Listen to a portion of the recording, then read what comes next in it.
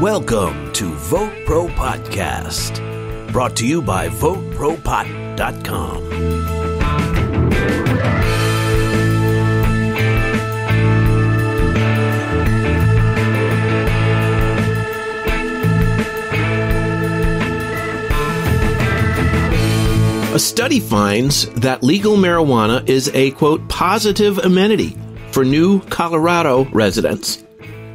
We'll tell you how to spot a fake vape cartridge. You're going to want to hear about that. And we'll also talk about 10 things you didn't know about treating your dog with CBD. These and a lot more, no, maybe not a lot more, but some more items of interest for you. Welcome, everybody, to VoteProPot-Cast. I'm Phil Adams. And I'm Jay Britton. And I'm Andrew McCready's. And first we're going to start off. Jay's got a report from Capitol Hill. What do you got, Jay? This is from our friend Kyle Yeager at Marijuana Moment. The article reads, Mitch McConnell tells the FDA to clear a path for CBD products through a spending bill directive. So once again, our buddy Mitch is going to bat for his hemp growing and CBD producing constituents. Yep. While he does absolutely diddly squat for the medical or recreational cannabis group. But the article here says that Senate Leader Mitch McConnell, Republican from Kentucky, is moving to insert language into a congressional spending report that calls on the Food and Drug Administration to clear a path for a lawful marketing of hemp-derived CBD products. So we've talked about how the FDA has put out statements saying that, you know, they're going to require testing and so forth before you can put CBD in vitamins or anything you're going to ingest, food. So it's been a real roadblock for a lot of the producers and growers. So what does clear a path mean? In the draft language shared by the U.S. Hemp Roundtable on Tuesday, the senator is asking the FDA to, quote, issue a policy of enforcement discretion with regard to certain products containing CBD within 120 days. And that's a move that the industry sort of stakeholders say will clarify the rules so that banks are, you know, more willing to work with the CBD, because still the banks aren't getting involved at all. So if you're a CBD producer of any kind, whether you're a farmer or whether you're producing CBD products, the banks are a no-show, man, because it's too risky. There's too much federal. What about the hemp growers? Same like thing. These hemp farmers. It's the same They're thing. having problems using banks? Yeah, absolutely. And that's really what McConnell's constituency is, you know?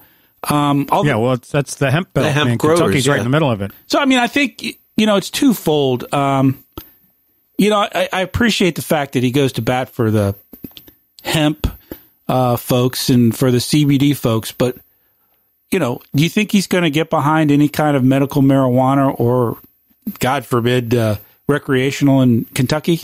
Not going to happen. And he states that very clearly. Well, he's sort of out of the loop of what really happens in the state. I mean, if the state legislature, he doesn't have much to say, does he? I'm sure he can. I'm sure he has influence, but no, I don't think he has much to say directly. He doesn't have a vote. He doesn't have a vote in the state. Well, let's just say in the Senate, then. He's certainly not going to. Right. Well, what's going on with the banking bill? A lot. The House passed the bill that states you can't use any federal funds to persecute or try to stop state licensed medical marijuana businesses. Right. Which now is sort of written into law. Before it was just a presidential executive order. Right. But this is basically what we had under the Obama administration.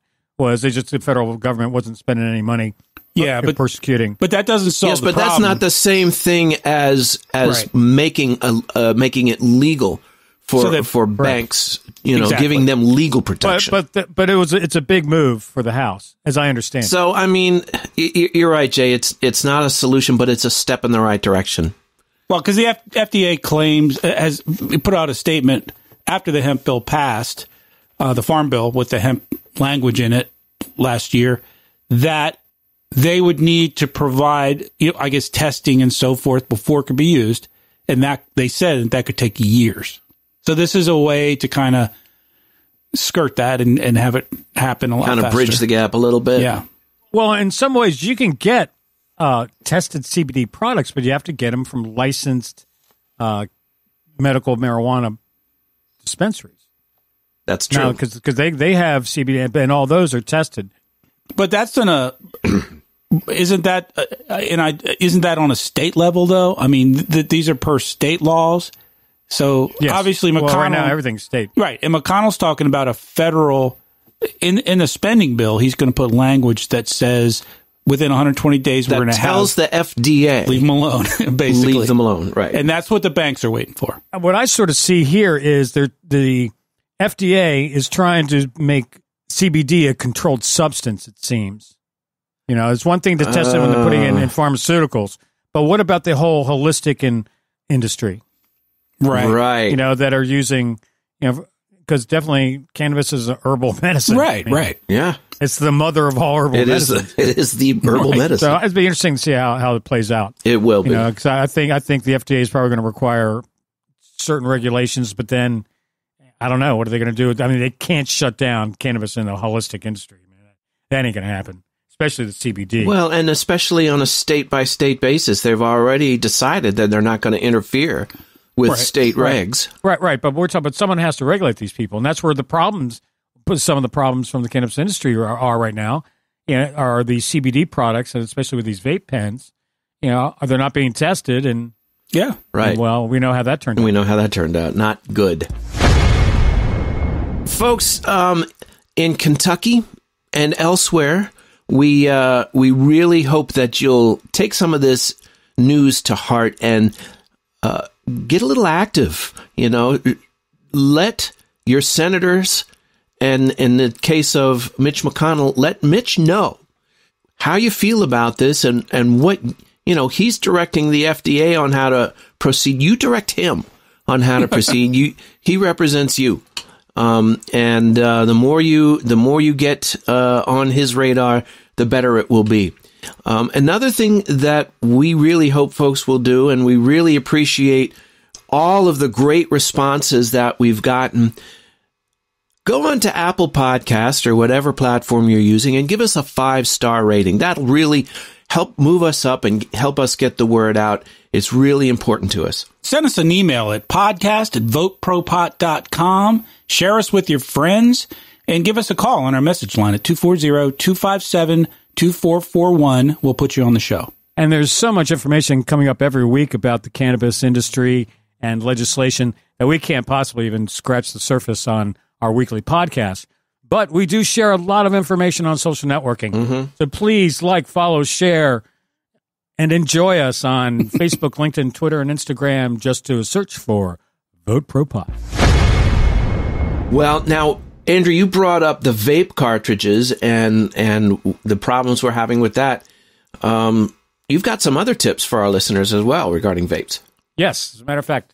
Now, obviously, this year, vaping has been in the news. There's been over 530 people have been sick, and a few have even died, or as many as 6 have died from using these vape cartridges. As it really turns out, to make a long story short, the problem is with black market vape pens and vape carts. There has not been a single licensed dispensary has been cited for selling any carts that have these questionable additives. Well, that's good to know. Now, what that means is you got to be careful and before you buy. Now, in some states, it's easy to get go to your dispensary and buy a safe product, but you have to watch out on the black market. And now another problem now is that there's some companies. What they're doing is they're making a bootleg and counterfeit cartridges, and so there's a company out there.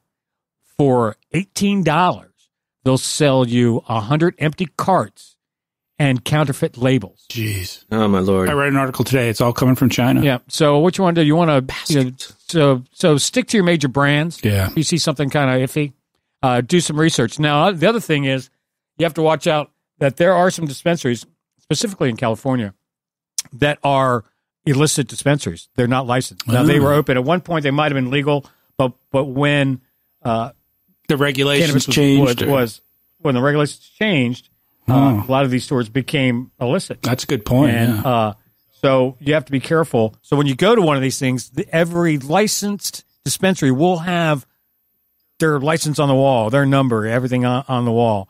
And also, when you look at the packaging of a vape cart, a few things you should check before. That's like a manufacturer date, a packaging date, a batch number, a lot number. There's going to be any kind of state certification, decal or what have you. Yeah. Okay. Right. So watch out for the copycats. And now here in Maryland, they'll print out the label and it'll have your name on it and says this is for you. Maryland, you're pretty safe. I mean, they've got all their bases covered.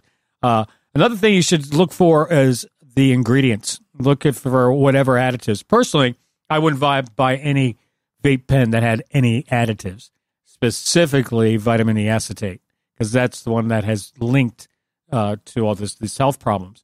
I read an article where the doctor was saying, when you're taking something and vaporizing it, just you're turning into these little droplets of vapor of water or whatever, and you're inhaling them into your lungs. And she was saying, I don't see how that's not just coating the inside of your lungs. So a lot of these glycerols and all those other things. So we've talked about it before. You got to look for those, stay away from them. The other thing, so also know your brands. So you might find one that you like, stick with it. You can also check lab results. Now, a lot of licensed brands provide test results to the retailers. So when you go in, ask the bud tenders. I'm sure they'll be more than happy to show you any lab results if they have them.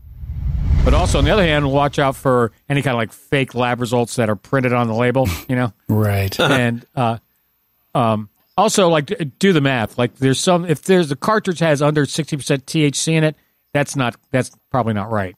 And anything that has like 99% THC, I'd be very suspicious. Yeah, or if the label's like written in Chinese or something, you might want to avoid. You might want to avoid that one. Yeah. My advice is to trust your instincts. If you buy a cartridge and it just doesn't taste right, there's something funky about it, toss it. Don't use it. Throw it away. Don't use it. And I'm sure almost any dispensary would come in and just go, man, this tastes bad. I'm sure they're going to go, oh, fuck, I'll return that to the manufacturer. Sure.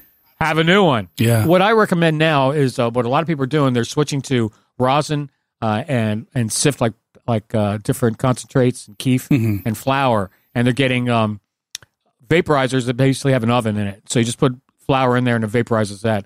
That's as natural as you're going to get. Wow. Write down this. www.dhgate.com. Now, that's the company that sells all the counterfeit carts and labels. Right. So if you're sort of curious, visit that site. See if any of these carts people are trying to sell you, if those brands are being sold by that place, avoid it. Yeah. And this is not just good ideas. This is your life, man. There are people dying from this, and many people who, though they haven't been fatalities, many have suffered permanent lung damage. Right. This is that's right. Yeah. And if you're not on those respirators now, you might be. And so be careful with your lungs. Be careful with your heart, be careful with your brain, be careful with your lungs. Your feet, screw them. They'll be all right.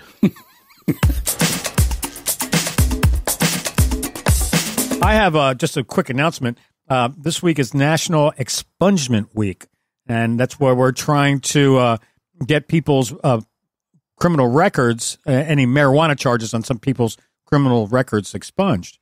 I just think that right on. I just think to arrest people for marijuana and then build prisons from the tax dollars you get from selling medical cannabis. Go figure. Is kind of inhuman, a little arrogant, and I'd say a little hypocrite. Yeah, I'm going to put that under the category of wrong. Yeah.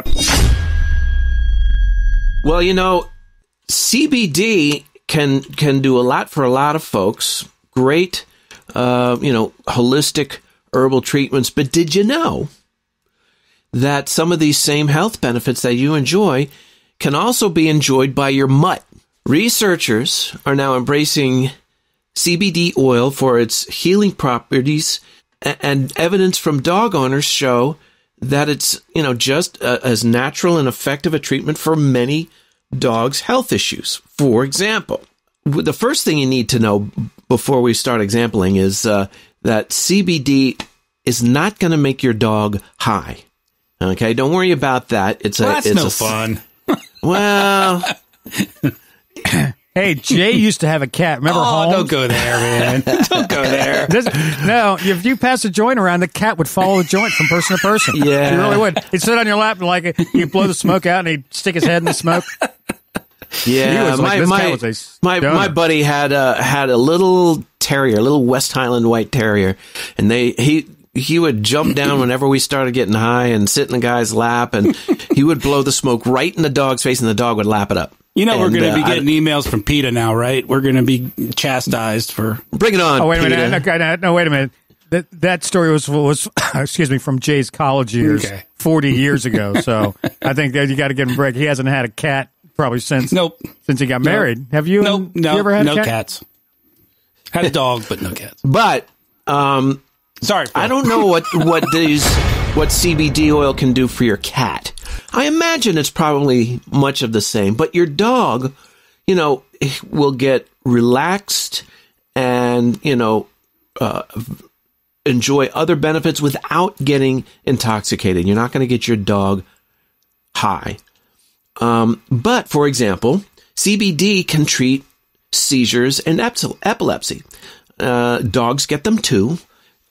Something on the order of 5% of dogs suffer from seizures and tremors. Some of you dog owners know that. And as much as it has been almost a miracle drug for children with epilepsy and other related seizure-causing ailments, it'll do the same for your dog. CBD helps treating epilepsy, reduces the frequency and the duration of the seizures. It's good stuff. CBD can also apparently treat cancer. How about that? Now, dogs do get cancer. And research is still ongoing about how it helps treatment in humans, but the same is true with dogs. Apparently, it prevents the growth of cancerous cells in the dog's body, kills existing cancerous cells. There's evidence of this, and the more research we get, obviously, the more we're going to find out. CBD oil. Have you ever had a dog with separation anxiety? A lot of whining, a lot of barking, excess panting. You can tell the dog is stressed. CBD oil helps relieves anxiety, depression. It happens. CBD, of course, reduces pain. 20% of all dogs suffer from joint pain sometime in their lives. You get those kind of older dogs, especially some that are susceptible to stuff like dysplasia, arthritis. CBD helps relieve the pain. It also helps with what we like to call the trifecta of dog ailments: appetite, vomiting, and nausea concerns. Yeah. Good. Nice. Now they are all kind of related, but is your dog a picky eater? Does he eat too much? Does he not get enough to eat? Your dog requires energy from food. If they're not eating, feed your dog a little CBD to maintain their appetite. Nausea and vomiting, along with being gross, it can lead to dehydration and fatigue. CBD helps counteract that, works with the serotonin hormones, apparently, in your dog's body to stop it, just as it does with humans. Helps with sleep, helps with skin problems, helps promote cardiovascular health, reduces dog inflammation. If you've ever had dog inflammation, now, after a lot of walking, my dogs get pretty swollen, so CBD will help that. So there's a lot of great applications for medical CBD for you and your best friend. And your best friend. Get it? Come on. Crickets over there. Jeez. I laughed. That was funny. So you shouldn't get your dog high. So you want to keep the psychotropic stuff away from him. Oh, yeah. Because I don't know, I wouldn't get my dog high. He never gets me high, so why should I get him high? Right. He never shares his stash with me. Well, I mean, we don't know what effects getting high has on a dog. You want to protect your dog from bad effects, so don't do it. Don't risk it. What about the chef that was getting the lobsters stoned right before he killed them? Yeah, right. Before he boiled them. Yeah, but lobsters aren't pets. Lobsters are food. I had a pet lobster growing up. You didn't have a pet lobster? You had a pet lobster? Rock lobster. Yeah. Oh, Thermidor? Yeah. I remember Thermidor. Yeah. Thermidor was great. Mm-hmm. Old Therm, man. I love Therm. I brought a pet crab home from Cub Scout camp when I was a kid. We went crabbing. I caught one crab, and it was in a bucket. So I named him, brought him home. My father cooked him. I never came home from camping with crabs, but the beach, yes. Camping, no. Couple gigs, a couple tours on the road, maybe. I'm just kidding. No, you're not. Jay has a report from the big square state of Colorado. This is from Marijuana Moment again by Kimberly Lawson. Legal marijuana is a positive amenity for new Colorado residents, a study finds. So essentially, some real estate survey groups did a survey to figure out why people move. And what they did is many people consider a number of factors before deciding to move to a new state, including the availability of jobs, the quality of the schools, the cost of living, typical stuff. Another amenity that may attract new residents to a state, according to a recent study, is access to marijuana. Uh-huh. Researchers in Spain and Italy used data from the American Community Survey to track how many people moved within the United States, including where they lived originally and where they migrated. To understand how local laws may help entice newcomers to an area, they focused primarily on Colorado, which legalized cannabis in 2000 and adult use in 2012. For comparison purposes, they created a, quote, synthetic Colorado, unquote, using data from 20 other states where marijuana was illegal in 2017, with the goal of creating a synthetic model of Colorado that had not legalized marijuana. So, long and short, what they found is from 2005 to 2009, on average, 187,600 people migrated to Colorado each year. Between 2010 and 2013, in-migration increased by 21,372 people, which is about 11.5%. Wow. After full legalization in 2013, in-migration further increased to 14,087 people, which is another 7.5%. So we're looking at a total increase of almost 20% as compared to the model they created using other states. So the result of this study is an understanding that because of legalization in Colorado, people moving to Colorado has gone up 20%. So in other words, a lot of people are using that as a decision to move to Colorado. So this is a net increase. A net increase as opposed to, just the schools for their kids and how good the economy is, how many jobs there are, the value of a home and that, so forth. Well, we did a story a couple months ago about how property values around dispensaries went up when they came in. I was going to say, we did that, yeah. Right, exactly. Well, right, you're looking to buy a house, you're moving into the area, the realtor goes, well, this neighborhood has good schools and shopping. This neighborhood has a killer dispensaries. What do? Yeah. You fuck the kids, man. Let them let them go to the crappy schools. They're not good at math anyway. What says here? You're terrible. I don't have kids, by the way. I don't have, which I can talk that way because I don't have children. Thank God. Kind of in closing, kind of what supports this theory is the fact that the reverse is also true. Uh-huh. In other words, people are not leaving Colorado, or I should say they're leaving Colorado at a much slower rate than they were before legalization. Are people leaving states that don't legalize more? They don't get into that either. Well, I mean, they are, but yeah, they don't.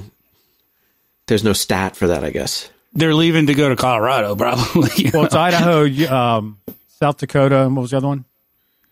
Oh, yeah, Idaho, South Dakota, and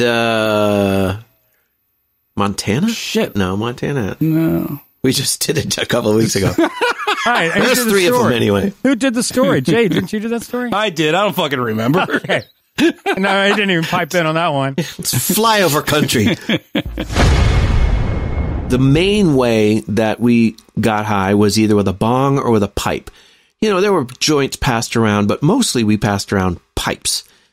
That may be not the healthiest thing in the world, really, when you think about it. Yeah, if you got that big old blister working on the lip there, yeah, I might pass on that pipe. So okay, guys, people, let's face it. We touch a lot of dirty stuff every day. I don't know. I'm not just speaking for myself. Yourself. Right, I knew that. That was called a setup. I think a lot of dirty things too. Okay, we touch everything. You just think from subway banisters to ATMs, and germs are out there and they get spread very easily. Now the good news is that most of them are harmless, but there are some germs that that can be dangerous. People get sick from. In a recent study from Moose Labs out of Los Angeles, that found that cannabis pipes, vapes, and joints all have an astounding level of bacteria. Wow. It went on to state that it was difficult to find a neutral everyday item that matched that level of bacteria. And now that includes, they said, 1.5 times more bacteria than a toilet seat. Ugh. So you're like hitting off a toilet bowl. That's fucking disgusting. Gross. Smells better, though. What they sort of conclude, they say you should use a mouthpiece when consuming. Come on. Who's going to do that? It's just that I think a lot of people, I guess maybe more younger people smoke with a large group. Because just think, because there's many, and older people don't as much. And there's some people that they're the only people that smoke out of their paraphernalia. Pipe or whatever. Right. Yeah, but it goes on to say that how Dr. Christopher Karuba explains that cannabis consumption devices can become so contaminated that they can get, it can be dangerous and get you sick. He cited something called biofilm, which forms on the inside of bongs and pipes. Sounds gross. This guy's a real buzzkill, isn't he? Now also, marijuana itself can host a number of bacteria and fungal organisms. Well, mold, right? That can contaminate the bong, especially in the black market. We were smoking such moldy shit, and it was going into our bongs. And then we're going, save the bong water. Hey, well, the more bong water, the stronger the weed. And so it has a host of bacteria and fungi. Good to know. Good to know. Yeah.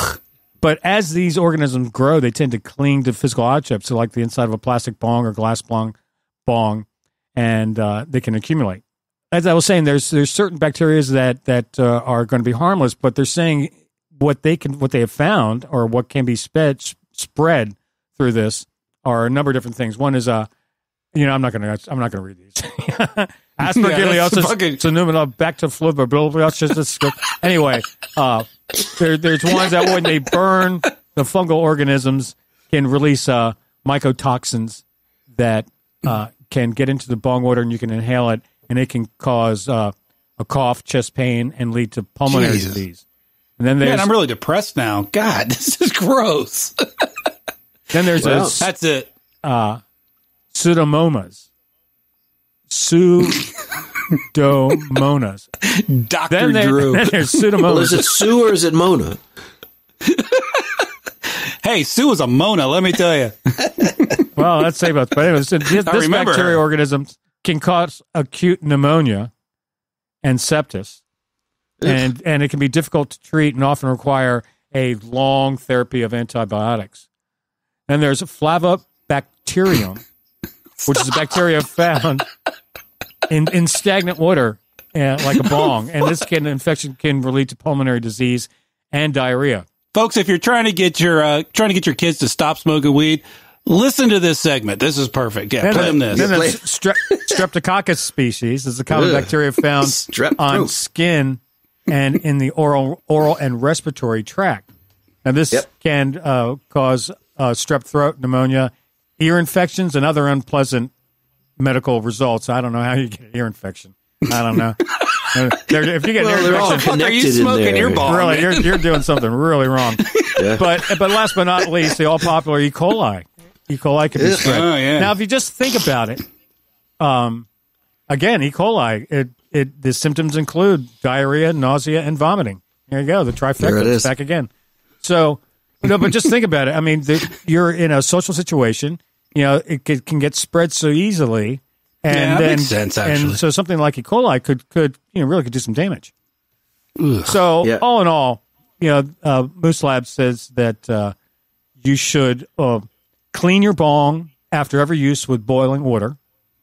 You should once a week use alcohol on it.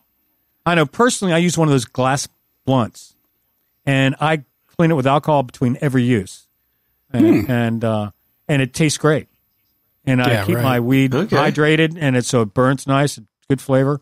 So that's the way to go. I recommend it. Well, that's scary stuff, man. Yeah. Well, I think there's people really getting that sick. Maybe? Well, how is this going to affect the paraphernalia market?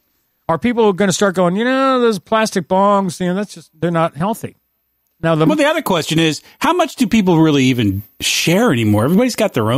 I think younger people do. And socially. Maybe so. It's still a social thing, alcohol. Well, even vape pens, especially. That's true. You're pass putting those them around. down That's everywhere. true. They're in your pocket. You're throwing them in the dashboard of your car.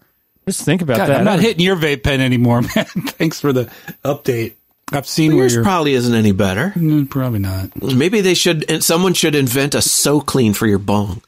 There you go. I was just thinking that. Drop it in there at night and turn it on. Put on the lid and ultraviolet lights kill all the funk. I was getting too high before I got my so clean. Remember that ad? I think a bottle brush and some boiling water can do a lot. Yeah. But they do have now. They are selling bong water that has like flavored or it does. Really? Yeah. One of them goes, it keeps the resin from sticking to the side of your bong. I was like, well, what does it keep from sticking? Does it to your lungs? To the side of your lungs? You know what I mean? Yeah. Is that good or bad? Yeah. Yeah. Maybe it'll keep the vitamin E acetate from sticking to your lungs. Well, because I remember always thinking like, man, that bong water's nasty, man. Because decades ago, I went from leaving the bong, for a month, only adding it when it evaporates, Right, yeah. Just to its sludge, yeah. Right, to get the sludge. Oh, gosh. But we used to have those 3-chambered bongs, though. Right. There's a chamber for the burnt ash and stuff. There's another one for the water, and then there's another one that you breathe up. So they're all separated. Right. That was the best design. You get I don't know if they still make the U.S. bong, but those were the best. No, I don't think they do. I don't know. They don't make the U.S. bong anymore? The U.S. bong company went out of business.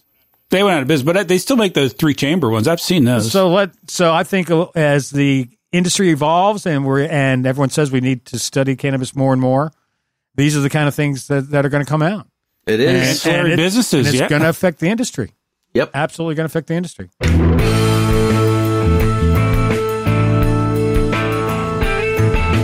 Well, folks, we want to hear what you think about this. We want you to send us your comments. Go to VoteProPot.com and send us a comment. You can send us an email at podcast@VoteProPot.com.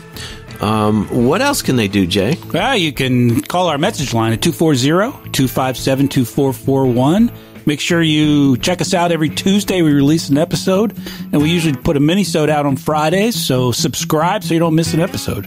Please like, follow, and share us on Facebook, LinkedIn, Twitter, and Instagram. Just do a search for VoteProPot. Sunday afternoon, like little birds on a cable, condemning forbidden fruit, but slipping it under the table.